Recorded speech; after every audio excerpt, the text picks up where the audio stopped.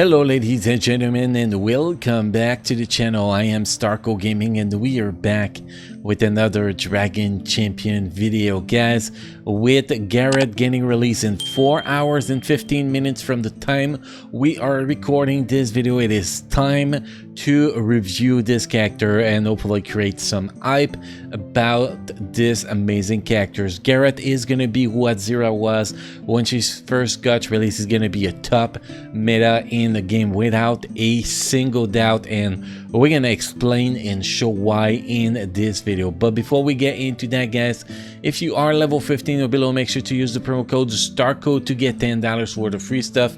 To do so, it is so simple. All you gotta do is go in settings, use promo code and enter the word STARCO, S-T-A-R-K-O, and you press OK, and boom boom chicka boom boom wow, you just got $10 worth of free stuff, which include the 500 drag coins and 250,000 gold, which at a level 15 or below, this is a lot, which will really help you early on in the game to progress as fast as possible. Now, with that said, let's jump into the roster. So guys, the first thing we're gonna do here is we're gonna take a look at Garrett. Once we're done looking at skills, runes, artifact, we're gonna be jumping in gameplay. First, autoplay arena, and then autoplay raid. We're gonna the raid, we're gonna do two sections. We're gonna do autoplay against Ardok and autoplay against Solius in tier 8 raid. Obviously I want to do both because the team consists of a mix of physical attacker and magic attacker, so it's not going to be optimal for each phase, but I think it's going to be able to perform good enough to actually get some content done. But we're going to see when we jump there, because I did not try him yet. It is going to be the first time we actually try him. I tested him a little bit in PvP, well, in the arena, but not much in there than that. So that's going to be very interesting. So let's jump into this character. He is a new human. He is a fighter. He is a ranger, so finally a good human ranger, a lot better than Robin Bad, definitely a lot more HP, that's for sure. So let's start by taking a look at his skills, which skills we should level up first to level 6. Then we're gonna check the runes and the artifacts. So the first, the passive ability, Royal Armory. Yeah, my French accent just came out there. At the end of his turn, Garrett pulls out a random arrow from his quiver. Possible arrow, sharp arrow, inflict a bleeding effect. Fire arrow, inflict a burning effect. Poison arrow, inflict a poison effect. Daze arrow, inflict a daze effect. Ice arrow, inflict a slow effect. That's the best arrow. Daze and ice, in my opinion, are the best. Well, you also effect lasts 2 turns, and also you have anti-mage arrow, remove all buff. And if Eric Shellbreaker is on the battlefield, Garrett and Eric both gain an additional 10% health and 10 speeds. 10 speeds is actually quite a lot. Now if you do get that to level 5, you lose the anti-mage arrow, so the arrow that can remove debuff, can remove buff, is gone. So I think getting and you lose 10 speed, so I think that getting that level 6 is so freaking important. It is so freaking important, guys. It is a game changer in my opinion. So level 6 here on the skills. If we go with the other skills here. Flare, remove all effect and visibility from enemies. So when you're fighting a team like with Kira or something like that, Kara, wow, I cannot say names today, but anyway, when characters like Krell and that kind of stuff, or even Hera, having this skills, remove all invisibility plus blind all enemies for 1 turn is just amazing. Also, Garrett and all lives receive an accuracy increase for 2 turns. Garrett and Eric Shellbreaker receive critical damage increase and critical chance increase for 2 turns.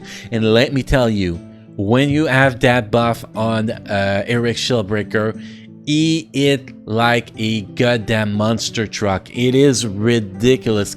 I've seen in my testing in PvP in the arena, I've seen Garrett one shot buff Like, for real. Remove the full shield of Kiri with one hit. That definitely that turned Eric Shieldbreaker into a goddamn monster. So not only Eric Shieldbreaker will be bringing the debuff immunity, the armor increase, but when he gets this buff and uses second skills, you want to time the second skills with it, you are going to do so much damage with Eric Shieldbreaker. So this is definitely a game changer ability,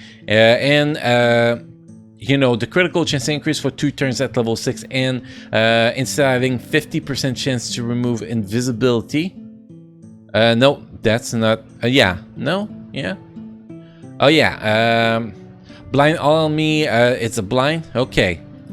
I think there's a mixed up on the wording here, because 50% chance to remove all invisibility effect, and when I move that down is 50% chance to apply to blind enemy. Maybe they goes together, so it become a 50% chance. It's really not written well there, in my personal opinion. So you lose a 50% chance to apply invisibility and to remove invisibility and apply blind. So this level 6 here is going to be very, very important too.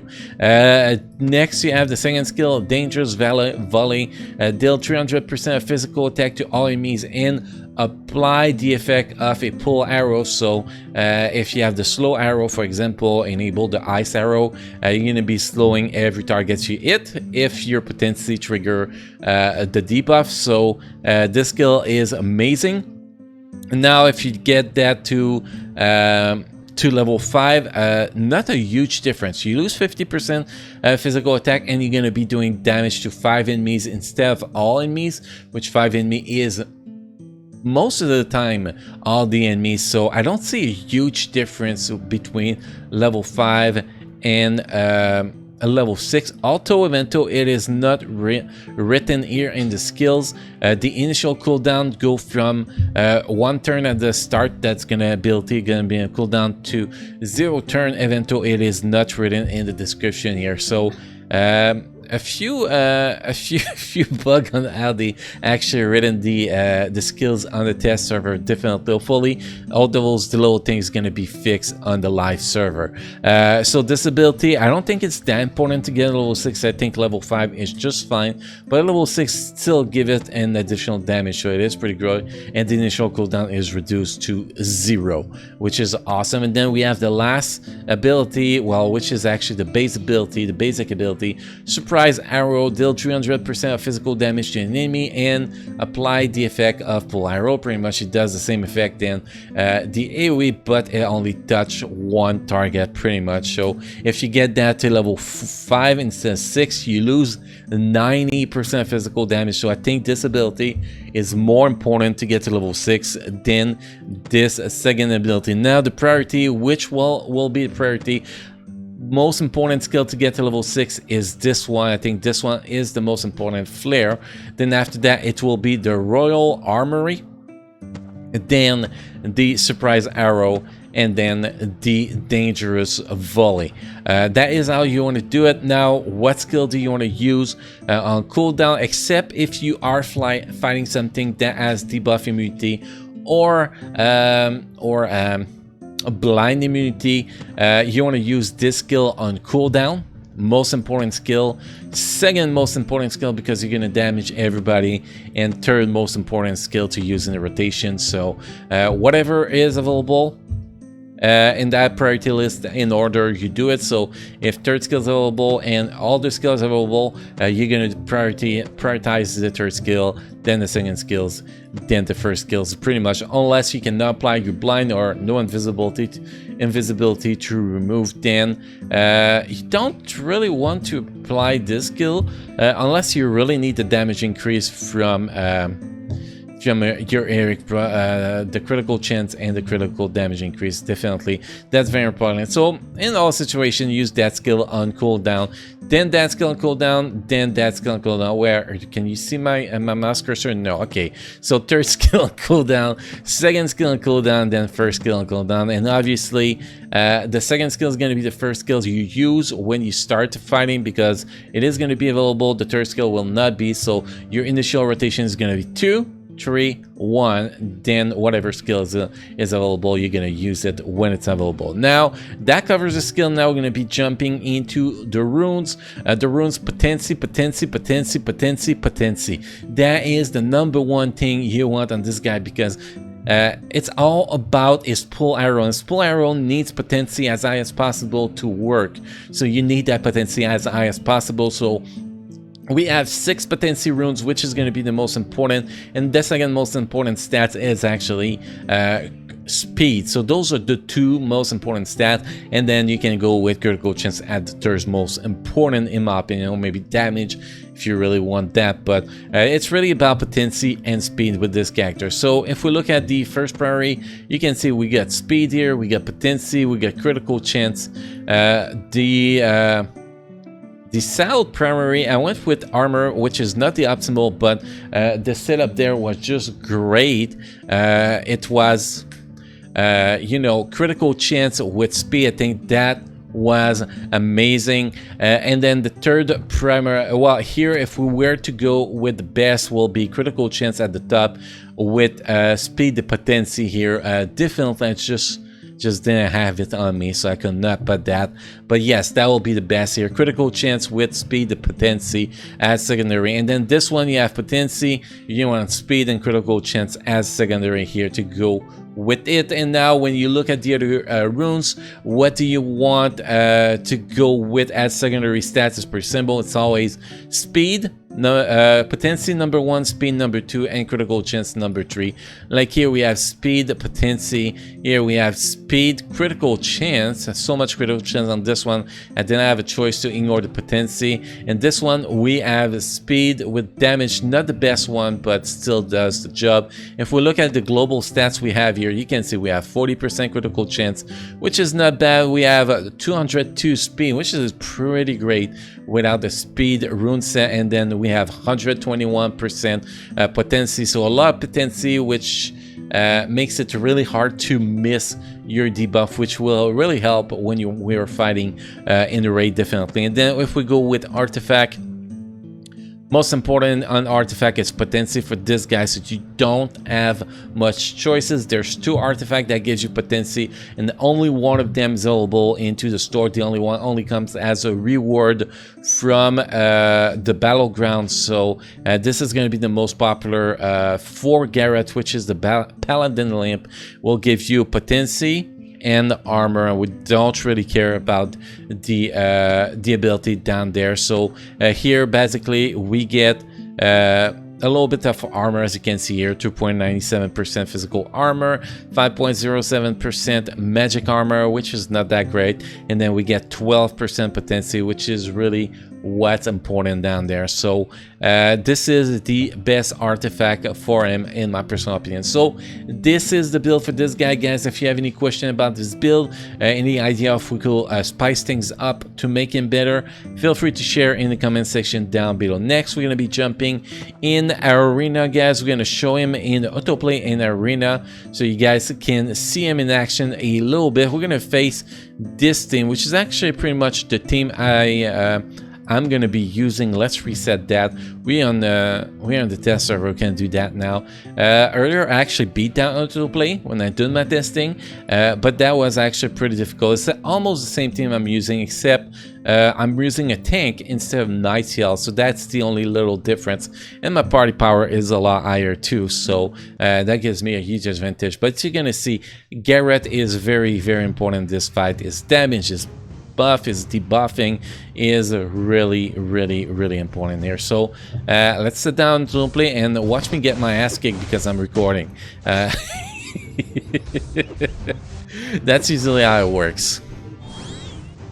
Here, my arrow did not even apply any debuff. That was total bullshit. It did apply the other Garrett did apply the blind, but even if you are blinded, you're still gonna be able to blind the other team, which is obviously gonna give you a huge advantage, obviously. So we're not targeting, we're not doing anything here. We're just watching the whole thing go and see if we're actually gonna be able to win this fight that way. You see here, my Eric Shieldbreaker just one-shot a Garrett full HP, and that could have been anybody. So when you have that buff on Shieldbreaker and you hit that goddamn crits. It is ridiculous. And see here, we just removed the whole everybody buff with that AoE skill. They all had debuff immunity and armor up, armor increase, and one AoE skills from Garrett with the proper arrow would just remove all of it one shot. So you can see how he is pretty awesome here, definitely. And you can see we just to restart this fight without too much problems. Again, one shot. More doom with Eric Shellbreaker. So pretty much Garrett turned Eric Shellbreaker into a goddamn monster, which is actually pretty amazing. Anyway, that show you a little bit of what Garrett can do, not only what he can do, but how he can transform a team into a crazy team, like transform Eric Shellbreaker from a good character to an outstanding character. So that's pretty much what we saw here, and that is one of the part that is going to be amazing in my opinion with Garrett and Shellbreaker together. Next we're going to be jumping in Guild Raid. So I said I want to show two faces. We want to show the Solius face and the Ardok face. We're gonna both going with the full human team, which I believe is the best human team. So let's select human here. We're gonna have this lead with that, and that. In my opinion, this is the best human team we can go here for raids. I might be mistaken, like we could definitely, if we're facing physical attack, we could replace Frizzard. If we're facing Solius, we can replace Frizzard with Snorri, definitely to do a little bit more damage, but I want to keep the same team for both fight. Like I think that's what's gonna be the most interesting. So here we're gonna set that on the top play again. We're gonna do a targeting though. So like at the start, we're gonna be targeting Solius. Team's gonna stay on Solius until we actually. I get a target. We have Taunt on the side, pretty much like now we have Taunt, so we're switching, but mostly we're gonna be trying to. Damn! Did you see that hit from Eric Shellbreaker? That was ridiculous, and that's what I'm talking about. His damage is so insane with this team up. His damage is ridiculous. Okay, there, back to Solius. I want to see if we can do some damage because it took us so long to actually get the Taunt out. We did not do that much damage, but you can see Eric Shellbreaker is just going nuts right now. He is going nuts. No, he's dead, but Eric Shellbreaker did so much damage here. We got 8% damage, and that was pretty much in like 10 seconds, that 8% damage. You can see Eric Shellbreaker did a lot of damage here, mostly all the damage almost. That was crazy. One of these crits like took like 4% of the health of Solius, so that was actually pretty decent here. Obviously that team is not going to work as well when we face Ardok, but we're going to go in there and check down, and obviously if we play down manually we can actually play it better. And if we get luckier with the arrow, the pull arrow, like we get the debuff, remove all debuff, then we don't have to get stuck on the tanks, and we can actually probably do like 15-20% damage on Solius with this team. So definitely there's a way to make this team better, and we could actually try this team again and replace Frizzard with let me restart this raid here. We can replace Frizzard with Snorri and see how it's gonna go. So we can test that out. That's why we are doing a video with him. It's to test as much as possible. So let's just do this while we're here and see how this is gonna pan out. Then after that we're gonna be jumping into the Ardok fight, which will be a lot shittier because pretty much Eric Shellbreaker is not going to be able to do a million damage there, which is going to be the difference, I think. So let's set that on the top play again. Let's target this guy. If we get the proper arrow, that'll be great here. I don't think we got it, but damn, the damage here. The damage, man. This is almost ridiculous. We did not get the arrow to remove the Tanto, which totally suck. but we were able to kill him, kill both tank faster. So let's see what kind of damage we're gonna get here. I think it's gonna be better.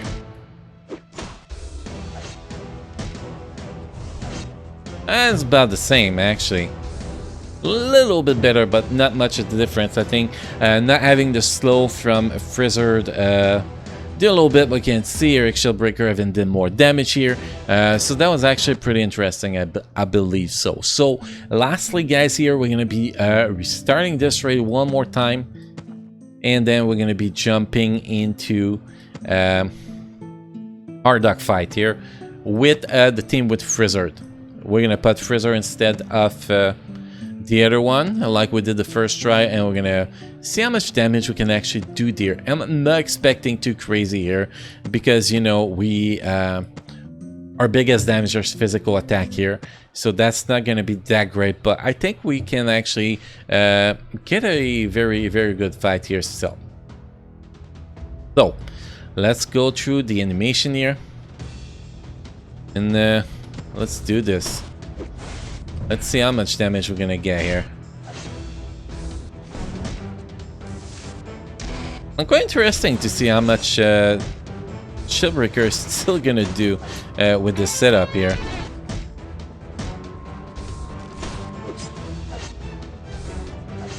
And also how we're gonna handle the side guys. That's actually something quite intriguing why everything is going on. So we are down to 3% damage so far, which is actually not that bad. A lot of blind on the side guys, so it's very useful.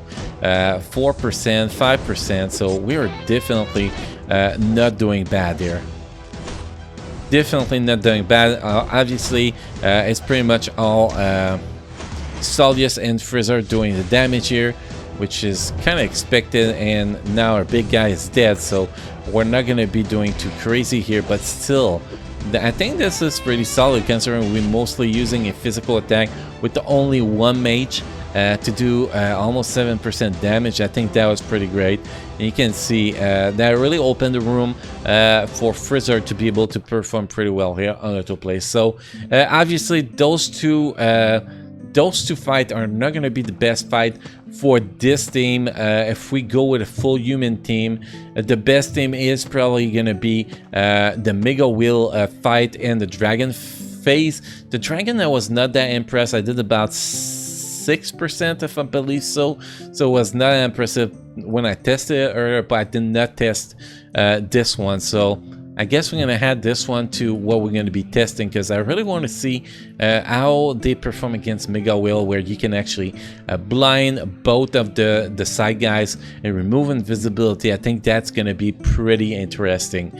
So let's pull this full human team again one more time. Let's set that on autoplay. Let's target Mega Wheel and let's see how this is going to go. That's going to be very interesting. Just the counterattack on the side character should actually do quite a good amount of damage. So it's going to be very interesting. Now we got a slow on everybody. That's actually a great start here. Not too much damage. We did have the buff, debuff immunity here.